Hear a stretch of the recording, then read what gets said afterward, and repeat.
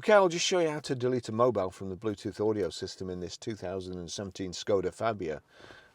You don't go to phone. What you need to do is go to menu, click on menu, and then we find settings, onto settings, screen time and date language, more keypad languages, units, mobile device data transfer, wind down here, factory settings, then we get to Bluetooth. Click on Bluetooth. Bluetooth visibility, name, we want paired devices down here, and it's a touch screen, so paired devices, and you see there Barry's iPhone 12 Pro, and there's a bin there, so delete.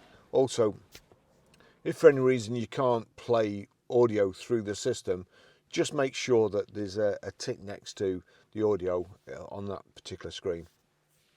So anyway, that's it gone.